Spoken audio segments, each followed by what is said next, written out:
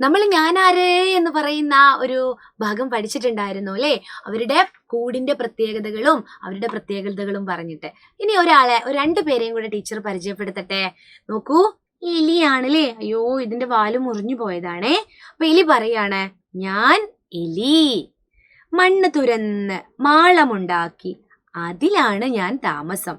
മണ്ണു തുരന്ന് മാളമുണ്ടാക്കി അതിലാണ് ഞാൻ താമസം. തട്ടിൻ പുറത്തും ഞാൻ താമസിക്കും. അപ്പോൾ ആരാണിത്? എലി. ഞാൻ എലി എന്ന് പറയാതെ ഇത് മണ്ണു തുരന്ന് മാളമുണ്ടാക്കി താമസിക്കുന്ന ഞാൻ ആരാണെന്ന് പറയാമോ?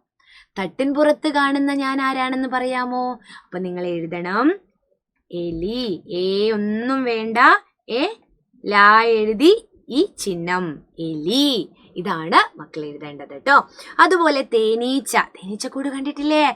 നോക്കൂ, അറകളായിട്ടാണുള്ളത് അല്ലേ? തേനീച്ചക്കൂട് അറകളായിട്ടാണ്. ഞാൻ തേനീച്ച. ഒത്തിരി അറകളുള്ള കൂടാണ്. മെഴുകുകൊണ്ടാണ് ഞാൻ കൂടുണ്ടാക്കുന്നത്.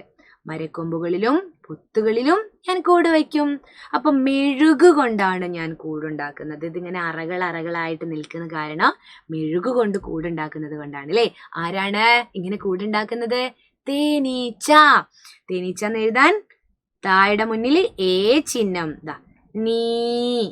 നാ എഴുതി ഈ ചിഹ്നം, തേനീച്ച ട്ടോ. അപ്പൊ മക്കൾ എല്ലാവരും എന്ത് ചെയ്യാ? നല്ല കുട്ടികളായിട്ട് പഠിക്കുക. ശ്രുതി ടീച്ചർ വീണ്ടും വരാം. അതുവരേക്കും ടാറ്റാ.